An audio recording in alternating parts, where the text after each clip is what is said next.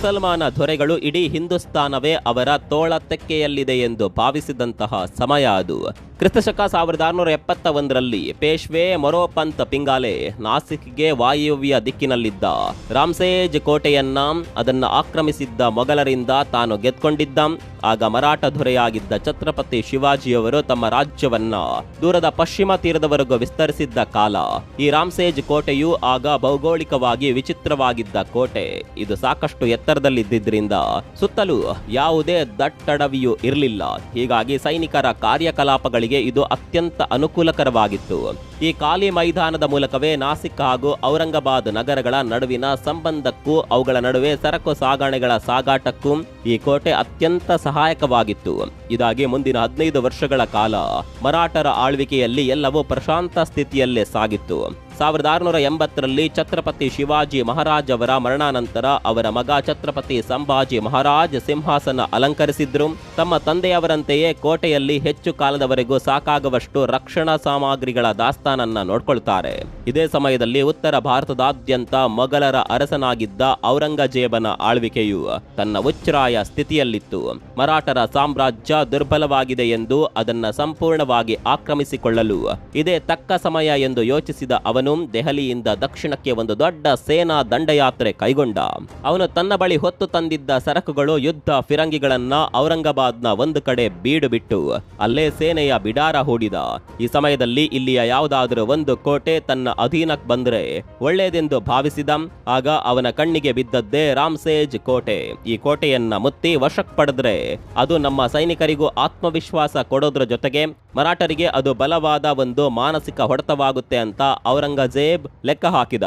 ಆಗ ಅನುಭವಿಕಾರರಾದಂತಹ ಸೂರ್ಜಿ ಜೇದೆ ಅವರು ಈ ಕೋಟೆಯನ್ನ ನೋಡಿಕೊಳ್ತಿದ್ರು. ಸಂಭಾಜಿ ಮಹಾರಾಜರ ಅಣತಿಯಂತೆ ಸುಮಾರು 600 ಜನ ಹಿಂದೂ ಮರಾಠ ಯೋಧರು ಯುದ್ಧಕ್ಕೆ ಸಜ್ಜಾದರು. ಆಹಾರ, ನೀರು, ಮದ್ದುಗುಂಡುಗಳ ಸಾಮಗ್ರಿಗಳ ಏರ್ಪಾಡು ಮೊದಲಾಯಿತು. ರಾತ್ರಿ ಹೊತ್ತು ಕಾವಲಿರಲು ಪ್ರತ್ಯೇಕವಾದ ಸ್ಥಾವರಗಳು ರಚನೆಯಾದವು. 1682ರ ಏಪ್ರಿಲ್ನಲ್ಲಿ ಔರಂಗಜೇಬ್ ತನ್ನ ನಿಷ್ಠಾವಂತ ಸೇನಾನಿಯಾಗಿದ್ದ ಶಾಬುದ್ದೀನ್ ಖಾನ್ನ ಜೊತೆ ಸುಮಾರು 400 ಜನ ಸೈನಿಕರ ಸಹಿತ ಅಗತ್ಯ ಯುದ್ಧ ಸಾಮಗ್ರಿಗಳೊಂದಿಗೆ ಅಲ್ಲಿಗೆ ಕಳಿಸಿಕೊಟ್ಟ. ಅಲ್ಲಿ ತಲುಪಿದ ನಂತರ ಮುಂದಿನ ಕೆಲವೇ ಗಂಟೆಗಳಲ್ಲಿ ರಾಮ್ಸೇಜ್ ಕೋಟೆಯನ್ನ ವಶಪಡಿಸಿಕೊಳ್ಳಬೇಕೆಂದು ಆಗ್ರಹಿಸಿದ್ರು. ಅದಕ್ಕೆ ಪ್ರತಿಯಾಗಿ ಒಂದೇ ದಿನದೊಳಗೆ ಆ ಕೋಟೆ ತನ್ನ ಅಧೀನದಲ್ಲಿರುತ್ತೆ ಎಂದು ಶಾಬುದ್ದೀನ್ ಸಹ ಮಾತು ಕೊಟ್ಟ. ಈ ವಿಷಯ ಕೋಟೆಯಲ್ಲಿದ್ದ ಮರಾಠ ಸೇನಾನಿಗಳಿಗೂ ಗೊತ್ತಾಗಿ ಅವರು ಈ ದಾಳಿಗೆ ಎಲ್ಲಾ ರೀತಿಯಲ್ಲೂ ಸಜ್ಜಾದರು. ಶಾಬುದ್ದೀನ್ನ ಸೈನಿಕರು ಈ ಕೋಟೆಯನ್ನ 4 ಬದಿಯಿಂದ ಸುತ್ತುವರೆದ್ರು. ಮರಾಠರಲ್ಲಿ ಸೈನಿಕರ ಸಂಖ್ಯೆ ಕಡಿಮೆ ಇದ್ರು. ಧೈರ್ಯ ಸಾಹಸಕ್ಕೆ ಮಾತ್ರ ಅವರಲ್ಲಿ ಸರಿಸಾಟಿಯೇ ಇರಲಿಲ್ಲ. ಈ ಕೋಟೆಯನ್ನ ಕೆಲವೇ ಗಂಟೆಗಳಲ್ಲಿ ಆಕ್ರಮಿಸಬಹುದೆಂದೇ ಮೊಘಲರ ಸೇನೆ ಭಾವಿಸಿತ್ತು. ಆದರೆ ಅದು ಅಷ್ಟು ಸುಲಭದ್ದಾಗಿರಲಿಲ್ಲ. ಈ ಯುದ್ಧವು ಭಾರತದ ಚರಿತ್ರೆಯಲ್ಲೇ ಮಹತ್ವದ ಅಧ್ಯಾಯವಾಗಿತ್ತು. ಕೋಟೆಯ ಸುತ್ತಲೂ ಡಕ್ಕೆ ಡಮರುಗಳ ಸದ್ದು ಕೇಳಿಸ್ತಿತ್ತು. ಹೊರಗಡೆ ಮೊಘಲರ ಸೇನೆ ದಾಳಿಗೆ ರೆಡಿಯಾಗಿ ನಿಂತಿತ್ತು. ಆದರೆ ಕೋಟೆಯ ಒಳಗೆ ಮಾತ್ರ ಮರಾಠರ ಸೇನೆ ಅಚಲವಾಗಿ ಕದಲದೆ ಮೌನದಿಂದ ನಿಂತಿದ್ದರು. ಅವರ ಕಣ್ಣಲ್ಲಾಗ್ಲಿ ಮನದಲ್ಲಾಗ್ಲಿ ಯಾವುದೇ ಭಯವೂ ಇರಲಿಲ್ಲ. ಯಾವ ತರಹದ ಪರಿತಪಿಸುವಿಕೆಯೂ ಇರಲಿಲ್ಲ. ಕೋಟೆಯ ರಕ್ಷಣೆಯ ಬಾಧ್ಯತೆ ವಹಿಸಿದ್ದ ಸೂರ್ಜಿ ಒಳಗಡೆ ಆಹಾರದ ಚೀಲಗಳನ್ನ ಪರಿಶೀಲನೆ ಮಾಡ್ತಾ ಇದ್ದ. ಶತ್ರುಪಾಳಯದಿಂದ ಫಿರಂಗಿ ಹಾರಿ ಬರುವವರೆಗೂ ಯಾರೂ ದಾಳಿಗೆ ಮುಂದಾಗಬಾರದೆಂದು ಎಲ್ಲರಿಗೂ ಆದೇಶಿಸಿದ. ಶತ್ರುಗಳಿಂದ ಮೊದಲ ದಾಳಿ ನಡೆದ ನಂತರವಷ್ಟೇ ಪ್ರತಿ ದಾಳಿಗೆ ಮುಂದಾಗಬೇಕೆಂಬುದು ಮರಾಠರ ಯುದ್ಧ ಪರಂಪರೆ. ಹೀಗಾದಾಗಲೇ ಮದ್ದುಗುಂಡು ವ್ಯರ್ಥವಾಗೋದು ತಪ್ಪುತ್ತೆ. ಮಧ್ಯಾಹ್ನದ ಹೊತ್ತಿಗೆ ಮೊಘಲರ ಫಿರಂಗಿಗಳು ದಾಳಿಗೆ ರೆಡಿಯಾದವು. ಮೊದಲ ಗುಂಡು ದಕ್ಷಿಣ ದಿಕ್ಕಿನಲ್ಲಿದ್ದ ಗೋಡೆಗೆ ತಗುಲಿ ಬಲವಾದ ಸಿಡಿತದೊಂದಿಗೆ ದಟ್ಟ ಹೊಗೆ ಚಿಮ್ಮಿಸಿತು. ಆ ಕೋಟೆ ಇಡೀ ಪೂರ್ತಿ ನೆಲಸಮವಾಗುವವರೆಗೂ ನಿರಂತರವಾಗಿ ಗುಂಡುಗಳನ್ನ ಹಾರಿಸಲು ಶಾಬುದ್ದೀನ್ ಆದೇಶಿಸಿದ. ಬಹಳ ಸಮಯದವರೆಗೂ ಯುದ್ಧ ಸಾಗುತ್ತೆ. ಇನ್ನೇನು ಕೋಟೆಯ ಗೋಡೆ ಉರುಳಿ ಹೋಗುತ್ತೆಂದು ಮೊಘಲರ ಸೇನೆ ಭಾವಿಸುತ್ತೆ. ಆದರೆ ಒಳಗಡೆ ಇದ್ದ ಸೂರ್ಜಿ ಜೇದೆ ತಮ್ಮ ಚಾಣಾಕ್ಷತೆ ಪ್ರದರ್ಶನ ಮಾಡ್ತಾರೆ. ಗೋಡೆಗೆ ಅಡ್ಡಲಾಗಿ ಕಲ್ಲು ಮಣ್ಣಿನಿಂದ ತುಂಬಿದ್ದ ಚೀಲಗಳನ್ನಿಟ್ಟು ಗುಂಡುಗಳ ದಾಳಿಯಿಂದಾಗಬಹುದಾದ ಹಾನಿಯನ್ನ ತಗ್ಗಿಸ್ತಾರೆ. ರಾತ್ರಿ ಇಡೀ ಕೋಟೆ ಕಾದು ಬೆಳಗ್ಗೆ ಅದನ್ನ ಯಥಾಸ್ಥಿತಿಯಲ್ಲೇ ಮರಾಠರು ಉಳಿಸಿಕೊಳ್ತಾರೆ. ಬೀಳುತ್ತೆ ಎಂದು ಭಾವಿಸಿದ್ದ ಕೋಟೆ ಅಲುಗಾಡದೆ ನಿಂತಾಗ ಮಾರನೇ ದಿನ ಮೊಘಲರ ಸೈನಿಕರು ಅವಕ್ಕಾಗಿ ನಿಂತರು. ಈ ಮರಾಠರಿಗೆ ಏನೋ ಮಾಯಾಮಂತ್ರ ಗೊತ್ತಿರಬಹುದೆಂದು ಅವರೆಲ್ಲ ಮಾತನಾಡಿಕೊಳ್ತಾರೆ. ಇದನ್ನ ನೋಡಿ ಶಾಬುದ್ದೀನ್ಗೆ ಭ್ರಮ ನಿರಸ ಉಂಟಾಯಿತು. ಅವನು ಈ ಬಗ್ಗೆ ಒಂದು ಪತ್ರ ಬರೆದು ಔರಂಗಜೇಬ್ಗೆ ರವಾನಿಸಿದ. ಮರಾಠರ ಜೊತೆ ಯಾವುದೇ ತರಹದ ಒಪ್ಪಂದ ಬೇಡ, ಯುದ್ಧ ಮುಂದುವರಿಸಿ ದಿಗ್ವಿಜಯ ಸಾಧಿಸಬೇಕೆಂಬ ಪ್ರತ್ಯುತ್ತರ ಬಂತು. ಈ ಸಲ ಶಾಬುದ್ದೀನ್ ದಾಳಿ ಇನ್ನಷ್ಟು ತೀಕ್ಷ್ಣವಾಗಿರಬೇಕೆಂದು ಆದೇಶಿಸಿದ. ಮತ್ತೆ ಕೋಟೆಯ ಕಡೆ ಗುಂಡುಗಳ ಮಳೆಯೇ ಮೊದಲಾಯಿತು. ದಾಳಿಗೆ ಪ್ರತಿದಾಳಿ ಎನ್ನುವಂತೆ ಮರಾಠರ ಸೈನಿಕರು ಮರಳು ಹಾಗೂ ಕಾದ ಸೀಸ ತುಂಬಿಸಿ ಶತ್ರುಗಳ ಕಡೆಗೆ ಸುರಿಯಲು ಶುರು ಮಾಡ್ತಾರೆ. ಇಡೀ ಕೋಟೆಯ ಸುತ್ತ ಬೆಂಕಿಯ ಜ್ವಾಲೆ ಹಾಗೂ ಅಗ್ನಿ ಶಿಖೆಗಳು ಆವರಿಸಿದವು. ಮರಾಠರ ಬಳಿ ಹೇಳಿಕೊಳ್ಳುವಂತಹ ಪ್ರಬಲಾಸ್ತ್ರಗಳಿಲ್ಲವಾದರೂ ಅವರ ಬಳಿ ಅದಮ್ಯವಾದ ಚಿತ್ತಶಕ್ತಿ ಇತ್ತು. ಇದ್ದ ಬಿಲ್ಲು ಬಾಣಗಳಿಂದಲೇ ಅವರು ಸಮರ್ಥವಾಗಿ ದಾಳಿ ಎದುರಿಸ್ತಾರೆ.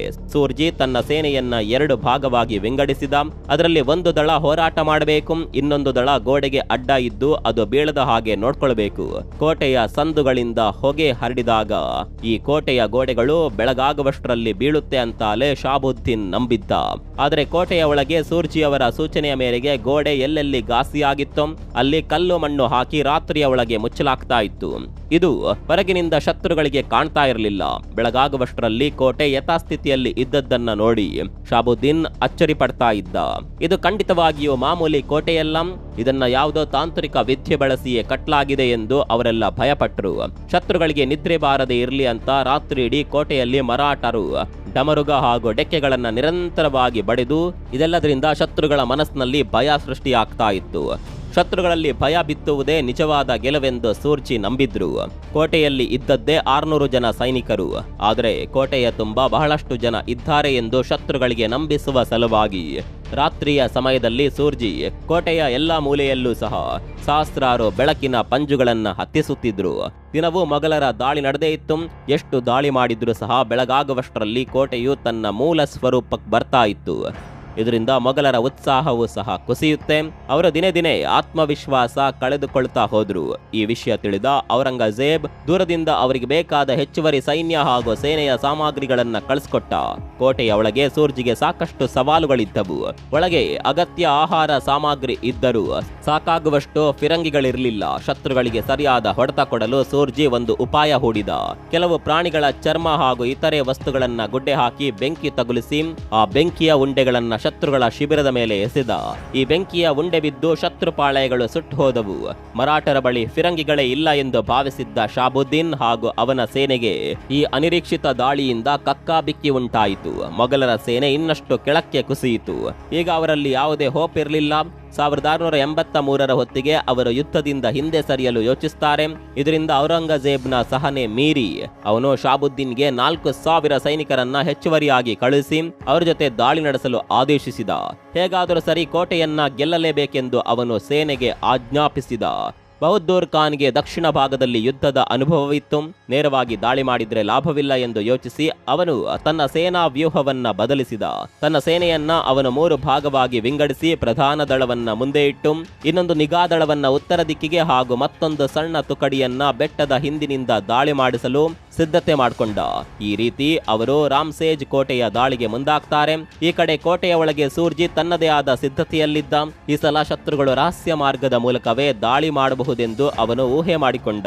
ಬಹದ್ದೂರ್ ಖಾನ್ ರಾತ್ರಿಯ ಸಮಯದಲ್ಲಿ ತನ್ನ ಸೇನೆಯ ಕೆಲವರಿಗೆ ಹಗ್ಗ ಬಳಸಿ ಕೋಟೆಯನ್ನ ಹತ್ತಿ ಅದರ ಬಾಗಿಲುಗಳು ಓಪನ್ ಆಗಿ ಅವರು ಒಳ ಹೋಗಬೇಕು ಅನ್ನೋದು ಅವರ ಪ್ಲಾನ್ ಆಗಿತ್ತು. ಆಗ ಕೆಳಗಿರುವ ಸೇನೆ ಒಮ್ಮೆಲೆ ನುಗ್ಗಿ ಅಟ್ಯಾಕ್ ಮಾಡುತ್ತೆ. ಕೋಟೆ ಹತ್ತಲು ಬಹದ್ದೂರ್ ಖಾನ್ 200 ಜನರನ್ನ ರೆಡಿ ಮಾಡಿದ್ದ. ಅವನ ಪ್ಲಾನ್ ತುಂಬಾ ರಿಸ್ಕಿ ಹಾಗೂ ಅಪಾಯಕಾರಿಯಾಗಿತ್ತು. ಅವನ ಪ್ಲಾನ್ ನಂತೆ ಅಷ್ಟು ಜನ ರಾತ್ರಿ ಕೋಟೆಗೆ ಹಗ್ಗ ಹಾಕಿ ಹತ್ತಲು ಪ್ರಾರಂಭ ಮಾಡ್ತಾರೆ. ಈ ವಿಷಯ ಸೂರ್ಜಿಗೆ ಗೊತ್ತಾಯಿತು. ಅವಸರ ಮಾಡದ ಅವನು ಅವರು ಕೋಟೆ ಹತ್ತಿ ಮೇಲೆ ಬರಲಿ, ಬಂದ ನಂತರ ಯುದ್ಧ ಅಂದ್ರೆ ಏನು ಅಂತ ಅವರಿಗೆ ತೋರಿಸೋಣ ಅಂತ ತನ್ನ ಸೈನಿಕರಿಗೆ ಹೇಳಿ ಕಾಯಲು ಆದೇಶ ಮಾಡಿದ. ಮೊಘಲರು ಕೋಟೆ ಹತ್ತಿ ತುದಿಗ್ ಬಂದಾಗ ಮರಾಠ ಸೈನಿಕರು ತಮ್ಮ ಚೂಪಾದ ಕತ್ತಿಗಳಿಂದ ಹಗ್ಗಗಳನ್ನ ಒಂದೇ ಏಟಿಗೆ ಕತ್ತರಿಸಿ ಹಾಕಿದ್ರು. ಹಗ್ಗ ತುಂಡಾಗಿ 200 ಜನ ಮೊಘಲರು ಕೋಟೆಯ ಕೆಳಗೆ ಬಿದ್ದು ಹೋದ್ರು.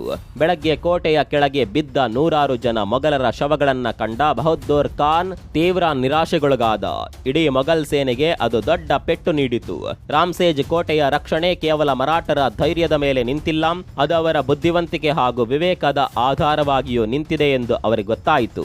ಈ ಕೋಟೆಯನ್ನ ಎಲ್ಲಾ ಕಡೆಯಿಂದ ಪ್ರತಿಬಂಧಿಸಿ ಒಮ್ಮೆಲೆ ಆಕ್ರಮಿಸಿಕೊಳ್ಳಬೇಕೆಂದು ಯೋಚಿಸಿದ ಬಹದ್ದೂರ್ ಖಾನ್ನ ಸೇನೆಯು ಆ ಕೋಟೆಗೆ ಇದ್ದ ಎಲ್ಲಾ ಪ್ರವೇಶ ದ್ವಾರಗಳನ್ನ ಸಹ ಮುಚ್ಚಿ ಹಾಕಿದ್ರು. ಕೆಲವು ವಾರಗಳ ನಂತರ ಕೋಟೆಯ ಒಳಗೆ ಆಹಾರ ಹಾಗೂ ನೀರಿನ ಕೊರತೆ ಉಂಟಾಯಿತು. ಈ ವಿಷಯವು ಶತ್ರುಗಳಿಗೆ ಸಾಧ್ಯವಾದಷ್ಟು ಗೊತ್ತಾಗದಿರಲಿ ಎಂದು ಸೂರ್ಜಿ ತಯಾರಿ ಮಾಡಿಕೊಂಡ. ಅವನು ಬೆಳಗಾಗುತ್ತಲೇ ಕೋಟೆಯ ಎಲ್ಲಾ ಕಡೆ ಮರಾಠರ ಬಾವುಟಗಳನ್ನ ನೆಟ್ಟು ಹಾರಾಡಿಸಿದ. ಈ ಮೂಲಕ ಕೋಟೆಯಲ್ಲಿ ಹೆಚ್ಚು ಜನ ಸೈನಿಕರಿದ್ದಾರೆ ಎಂದು ಶತ್ರುಗಳು ಭಾವಿಸಲಿ ಅನ್ನೋದು ಅವನ ಲೆಕ್ಕಾಚಾರವಾಗಿತ್ತು. ಕೋಟೆಯೊಳಗೆ ಆಹಾರ ಹಾಗೂ ನೀರಿನ ಅಭಾವ ಇದೆ ಎಂಬ ಸಂಗತಿ ದೂರದಲ್ಲಿದ್ದ ಸಂಭಾಜಿ ಮಹಾರಾಜರಿಗೆ ಗೊತ್ತಾಯಿತು. ತಕ್ಷಣ ಅವರು ತಮ್ಮ ನಂಬಿಕಸ್ಥ ಜನರಾದ ರೂಪಾಜಿ ಭೋಸ್ಲೆ ಹಾಗೂ ಮಾನಾಜಿ ಅವರನ್ನ ಕೋಟೆಗೆ ಹೋಗಲು ಹೇಳಿದ್ರು. ಅದು ತಲೆ ಎತ್ತಿ ನಿಲ್ಲುವವರೆಗೂ ಮರಾಠರ ಸಾಮ್ರಾಜ್ಯ ಅಲುಗಾಡದೆ ನಿಲ್ಲುತ್ತೆ ಅಂತ ಅವರು ನಂಬಿದ್ರು. ಕೋಟೆಯ ಕಡೆ ತಕ್ಷಣ ಅವರು 800 ಜನ ಸೈನಿಕರನ್ನ ಹೆಚ್ಚುವರಿಯಾಗಿ ಕಳಿಸಿಕೊಟ್ಟು ಅದರ ನೇತೃತ್ವದ ಜವಾಬ್ದಾರಿಯನ್ನ ರೂಪಾಜಿ ಭೋಸ್ಲೆಗೆ ವಹಿಸಿ ಅವ್ರ ಜೊತೆ ಇದ್ದ ಸರಕಿನ ಬಾಧ್ಯತೆಯನ್ನ ಮಾನಾಜಿಗೆ ಬಿಟ್ಕೊಟ್ರು. ಈ ವಿಷಯವು ಕೋಟೆಗಿಂತ ಕೊಂಚ ದೂರದಲ್ಲಿದ್ದ ಗಣೇಶ್ ರಾವ್ಗೆ ಗೊತ್ತಾಯಿತು. ಅಲ್ಲೇ ಇದ್ದ ಬಹದ್ದೂರ್ ಖಾನ್ಗೂ ಸಹ ಈ ಸಮಾಚಾರ ಗೊತ್ತಾಯಿತು. ಆ ಸೇನಾ ತುಕಡಿಯು ಕೋಟೆ ತಲುಪುವ ಮೊದಲೇ ಅದನ್ನ ತಡೆಯಬೇಕೆಂದು ಅವರು ಲೆಕ್ಕ ಹಾಕಿದ್ರು. ಹಾಗಾಗಿಯೇ ಗಣೇಶ್ ರಾವ್ ಹಾಗೂ ಬಹದ್ದೂರ್ ಖಾನ್ನ ಸೈನಿಕರು ಸಕಲ ಶಸ್ತ್ರಾಸ್ತ್ರಗಳ ಸಹಿತ ಬೆಟ್ಟ ಸಾಲಿನ ಮೇಲೆ ಹಾಗೂ ಕೆಳಗೆ ಶಸ್ತ್ರ ಸನ್ನದ್ಧರಾಗಿ ದಾಳಿಗೆ ರೆಡಿಯಾಗಿ ನಿಂತರು.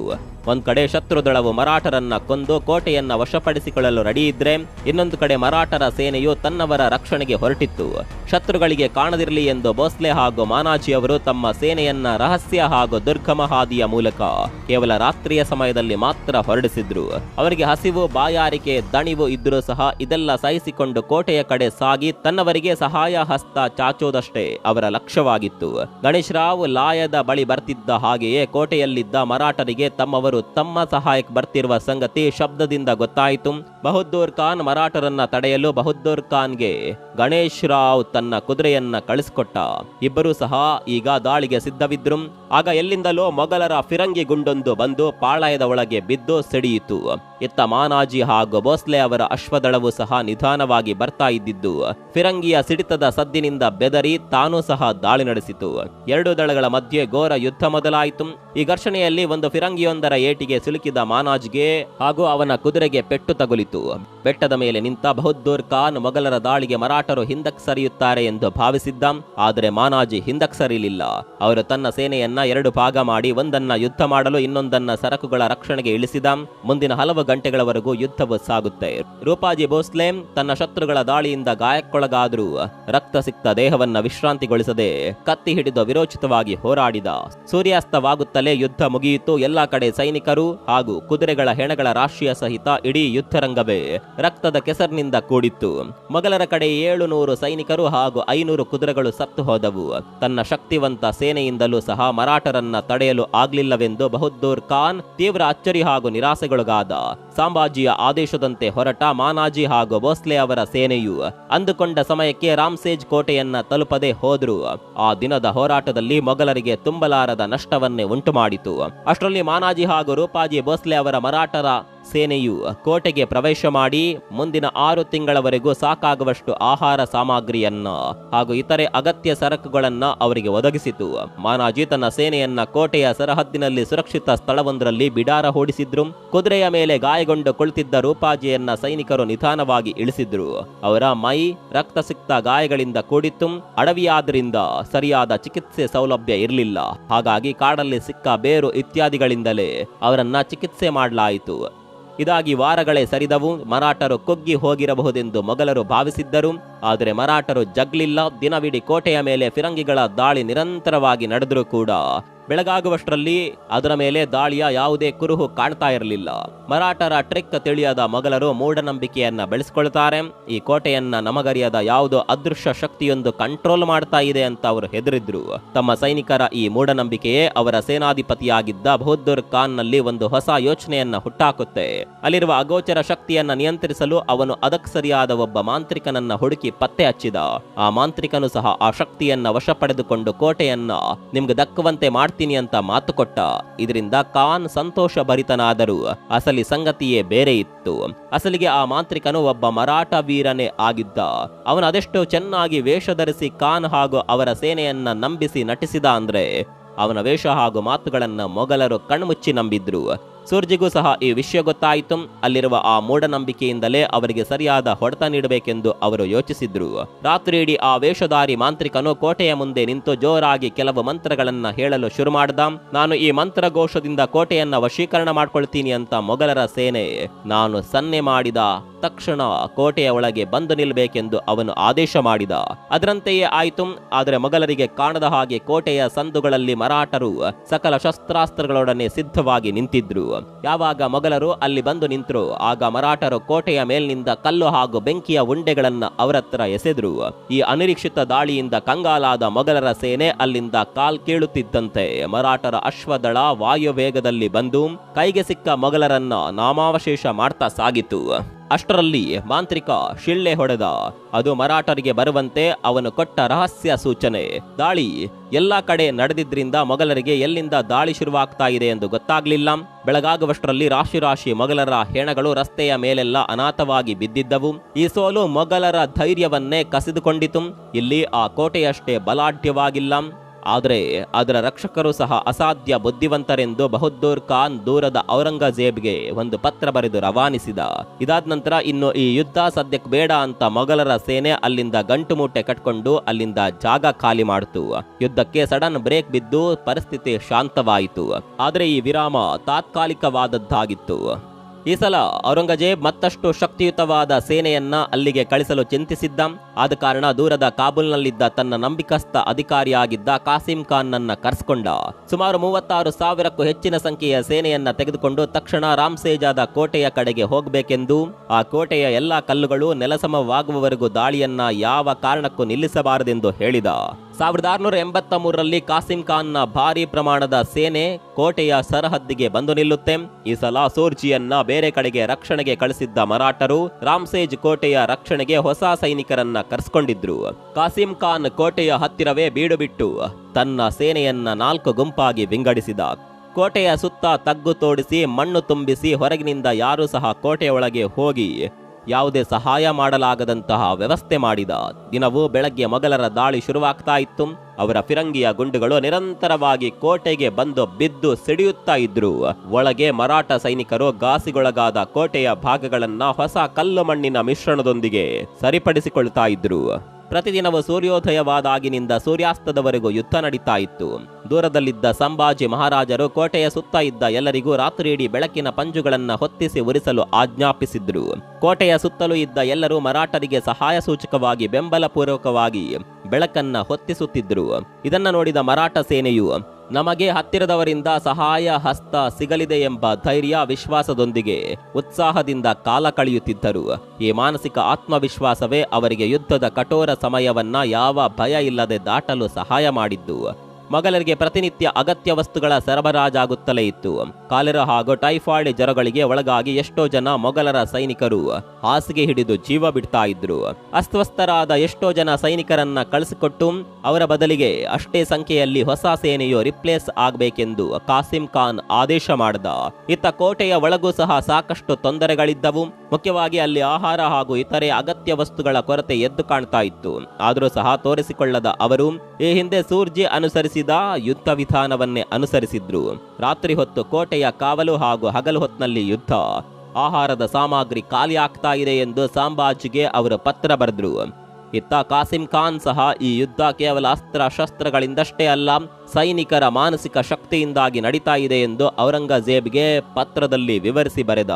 ಇತ್ತ ಮರಾಠರಲ್ಲಿ ಸಣ್ಣ ಸಣ್ಣ ಸೇನೆಗಳು ರೂಪುಗೊಂಡು ರಾತ್ರಿಯ ವೇಳೆ ಗುಟ್ಟಾಗಿ ದಾಳಿ ನಡೆಸಿ ಮೊಘಲರ ಪಾಳೆಯಗಳಿಗೆ ನುಗ್ಗಿ ಅಲ್ಲಿದ್ದ ಆಹಾರ ಹಾಗೂ ಇತರೆ ಅಗತ್ಯ ವಸ್ತುಗಳನ್ನ ಕದ್ದು ಕೋಟೆಗೆ ಸಾಗಿಸ್ತಾ ಇದ್ರು. ಈ ಕಡೆ ಈ ಕಳ್ಳತನದಿಂದಾಗಿ ಮೊಘಲರಲ್ಲಿ ತೀವ್ರ ಸಮಸ್ಯೆ ತಲೆದೂರ್ತಾ ಇತ್ತು. 1684ರ ಇಸವಿ ಬಂದರೂ ಸಹ ಯುದ್ಧ ನಿಲ್ಲಿಲ್ಲ. ಮೊಘಲರ ಸೈನಿಕರಲ್ಲಿ ಕಲಹ ಜಗಳ ಶುರುವಾದವು. ಈ ಯುದ್ಧವೇ ನಮಗೊಂದು ಶಾಪ ಎಂದು ಅವರು ಗೊಣಗಲು ಶುರು ಮಾಡಿದ್ರು. 1686ರ ವೇಳೆಗೆ ಹೊಸ ಮೊಘಲರ ಅಧಿಕಾರಿಗಳು ಬದಲಾಗಿ ಜಾಗಕ್ಕೆ ಬಂದರು. ಇವರಲ್ಲಿ ಅನೇಕರು ಯುದ್ಧ ಮಾಡಲಾಗದೆ ಆ ಪ್ರತಿಕೂಲ ಪರಿಸ್ಥಿತಿಗೆ ಎದುರಿ ಔರಂಗಜೇಬ್ಗೆ ಹೇಳದೆಯೇ ಔರಂಗಾಬಾದ್ಗೆ ಓಡಿ ಹೋದ್ರು. ಯುದ್ಧ ಇದೇ ತರಹ ಮುಂದಿನ 7 ವರ್ಷಗಳವರೆಗೂ ಸಾಗಿ ಭಾರತದ ಇತಿಹಾಸದಲ್ಲೇ ದೀರ್ಘಾವಧಿಯ ಯುದ್ಧವಾಗಿ ದಾಖಲೆ ಬರೆಯಿತು. ನಿರಂತರವಾದ ದಾಳಿ, ಯುದ್ಧ, ಸೋಲು, ರೋಗ, ಆಯಾಸಗಳಿಂದ ಮೊಘಲರ ಸೇನೆ ಬಲಹೀನವಾಯಿತು. ಆದರೆ ಕಾಸಿಂ ಖಾನ್ ಮಾತ್ರ ಧೃತಿಗಡ್ಲಿಲ್ಲ. ಯಾಕಂದ್ರೆ ಅವನಿಗೆ ಔರಂಗಜೇಬ್ನಿಂದ ಬೇಕೆಂದಾಗ್ಲೆಲ್ಲ ಬೇಕಾದ ಸಹಾಯ ಸಿಗ್ತಾ ಇತ್ತು. ಈ ಕಡೆ ಕೋಟೆಯಲ್ಲಿ ಬಹಳ ಕಡಿಮೆ ಸಂಖ್ಯೆಯಲ್ಲಿ ಜನ ಇದ್ರು. ಕೋಟೆಯ ಮೇಲಂತೂ ನಿರಂತರವಾದ ಮೊಘಲರ ಫಿರಂಗಿ ಗುಂಡುಗಳ ದಾಳಿ ನಿಲ್ಲಿಲ್ಲ. ಕೋಟೆಯಲ್ಲಿ ಬೇಕಾದ ಮದ್ದು ಗುಂಡುಗಳು ಹಾಗೂ ಆಹಾರ ಸಾಮಗ್ರಿ ಖಾಲಿಯಾಗಿತ್ತು. ಈ ವಿಷಯ ಮೊಘಲರಿಗೆ ಗೊತ್ತಿರಲಿಲ್ಲ. ಅವರು ಕೋಟೆಯಲ್ಲಿನ್ನೂ ಬಹಳ ಜನ ಇದ್ದಾರೆ ಅಂತ ನಂಬಿದ್ರು. ಇದ್ದವರನ್ನಾದರೂ ಉಳಿಸಿಕೊಳ್ಳಲು ಮರಾಠರು ಕೋಟೆಯ ಒಳಗಿದ್ದವರಿಗೆ ರಾತ್ರಿಯ ಸಮಯದಲ್ಲಿ ಹಗ್ಗ ಬಳಸಿ ಕೋಟೆಯಿಂದ ಕೆಳಗಿಳಿದು ದೂರ ಹೋಗಿ ಜೀವ ಉಳಿಸಿಕೊಳ್ಳಲು ಸೂಚಿಸಿದ್ರು.